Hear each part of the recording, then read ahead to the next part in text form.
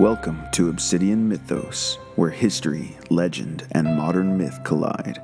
I'm Iron Will, and in this episode, we follow the Thunderer through ancient myth, comic books, and digital battlegrounds to understand how one god became three stories and a symbol across centuries. Before Marvel, before movie screens and modern myths, there was Thor.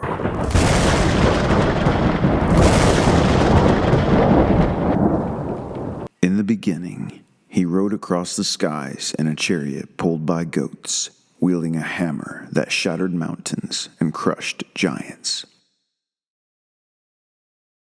He was the protector of Midgard, the son of Odin, the god of thunder. But time passed, and the old gods were reborn in ink and film. The raw fury of the Norse warrior became a noble hero in red and gold, saving Earth not from frost giants, but from aliens and mad titans. Then came the pixels.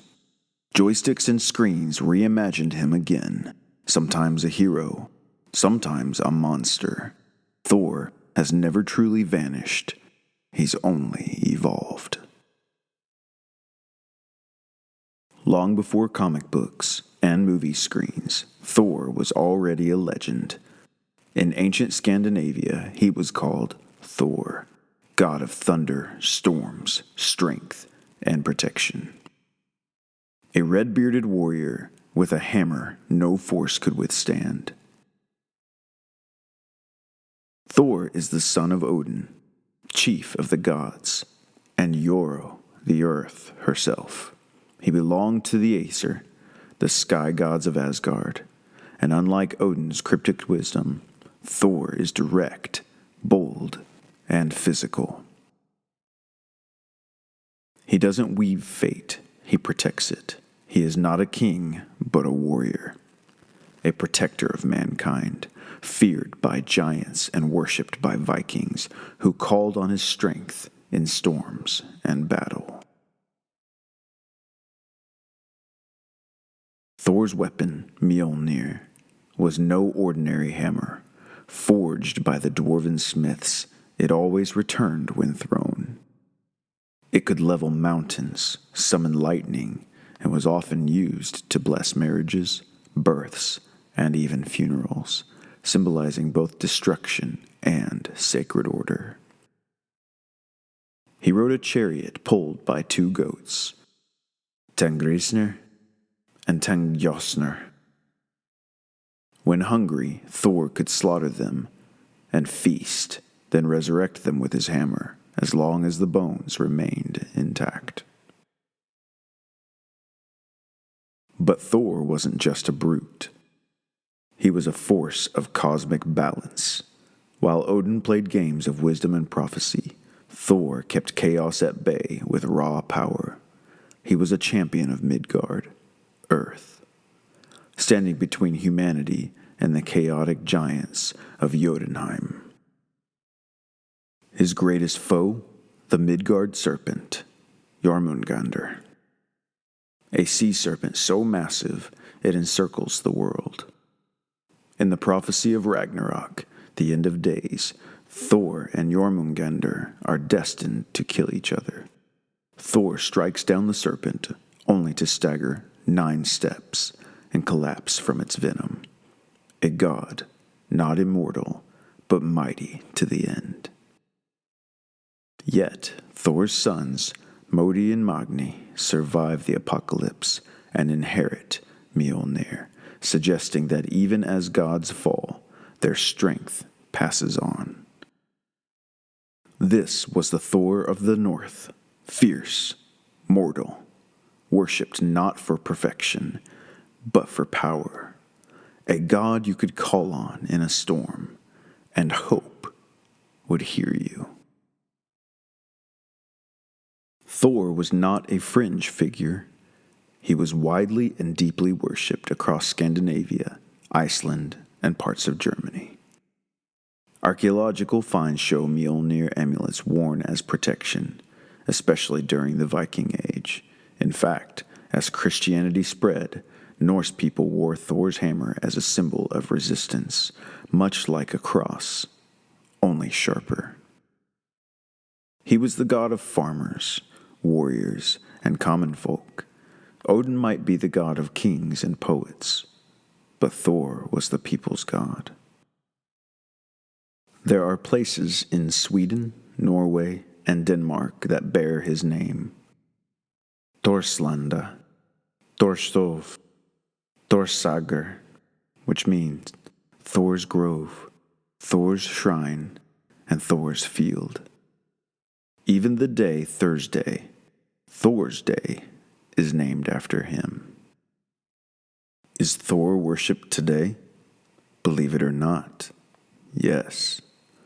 In modern Asatru and heathenry, Reconstructionist religions based on Norse paganism, Thor is still venerated. Practitioners offer mead, oaths, and toasts in his name. They call on him for protection, courage, and strength in daily life.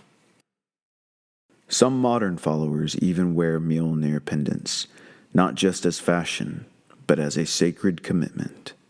Thor isn't just myth, he's myth reborn, in stone, in saga, and in spirit. The hammer never stopped flying, it just changed hands. In 1962, Marvel Comics reintroduced Thor to the world in Journey into Mystery number 83.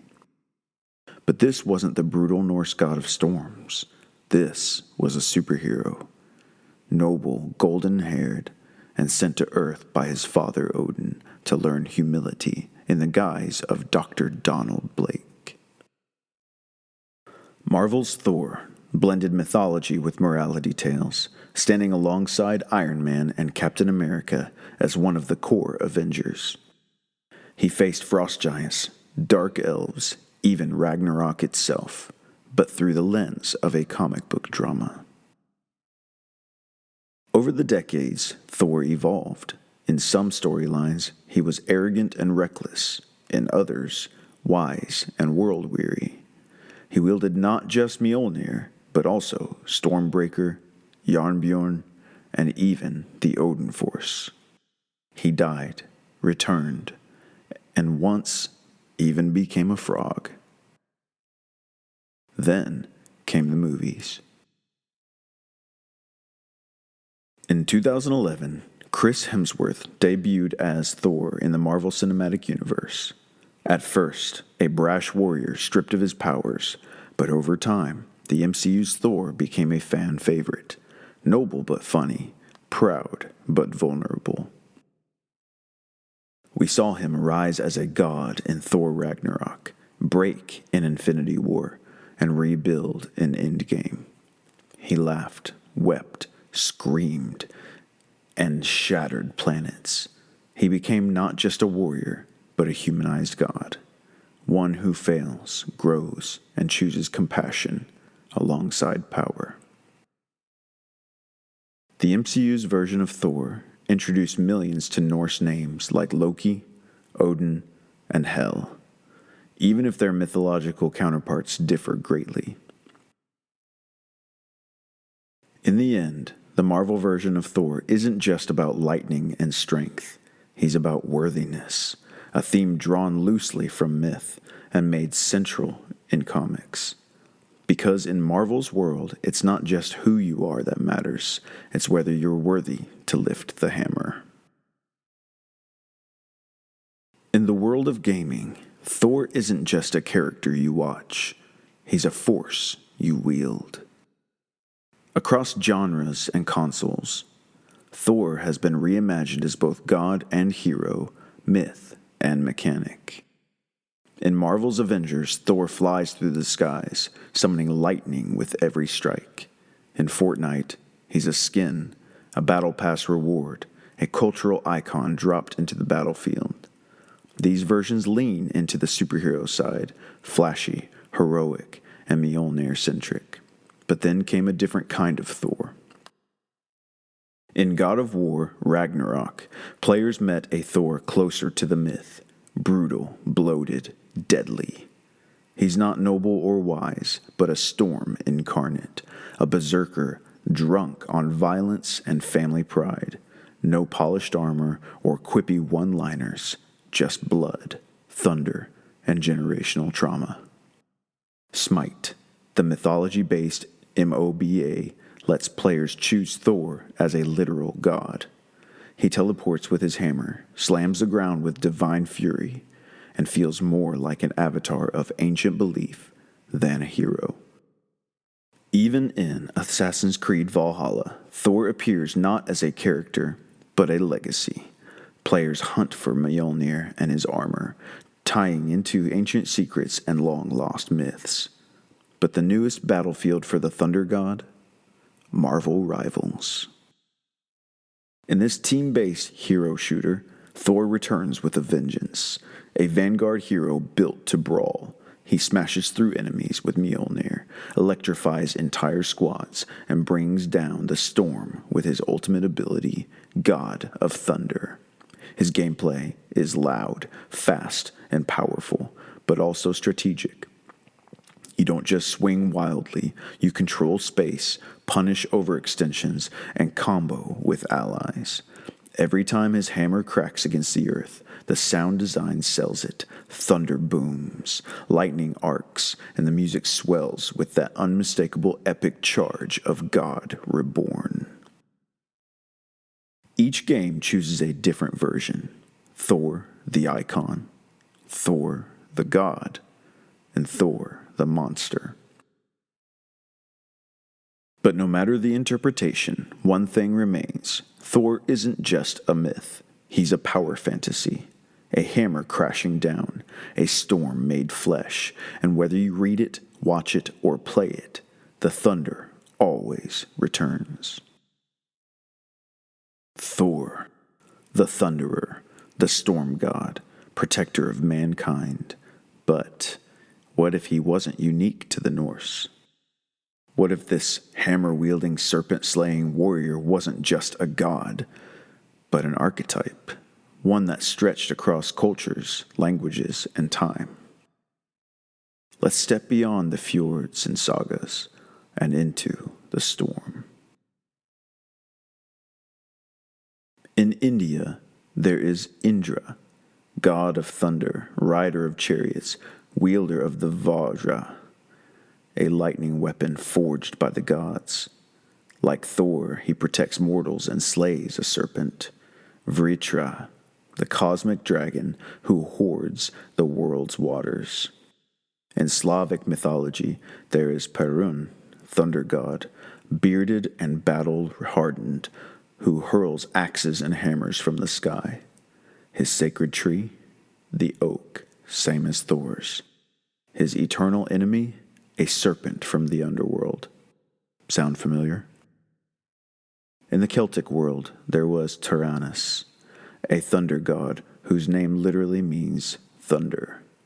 He bore a wheel or hammer and demanded reverence with the roar of the skies.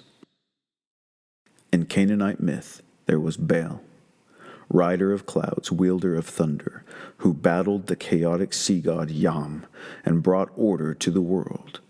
Like Thor, Baal's weapon wasn't just for destruction, it was a divine tool of balance. Even Zeus, the king of the Greek gods, and Jupiter of Rome, carried thunderbolts and ruled from the sky. Though more regal than rough, they share the storm, the lightning, the roar. Scholars call this thunder god archetype a figure passed down through ancient tongues and time, possibly born from a single source, a Proto-Indo-European storm deity named Parkhonos, worshipped thousands of years ago by a people long vanished, but whose echoes still boom in the names of Thor, Perun, Parjanya, and more. So when the skies rumble and the clouds split, is it Thor, or is it something older, a memory in the myth passed through language and legend, given a new name for each generation? Maybe Thor isn't just a Norse god. Maybe he is the god of thunder, eternal and everywhere. So who is Thor? A mythic protector? A flawed superhero? A violent god? His story is as old as stone carvings and as fresh as the next console generation. And that's the beauty of myth. It evolves, but it never dies. Whether in myth or multiplayer, one thing's clear. Thor's thunder isn't just a story. It's something you feel.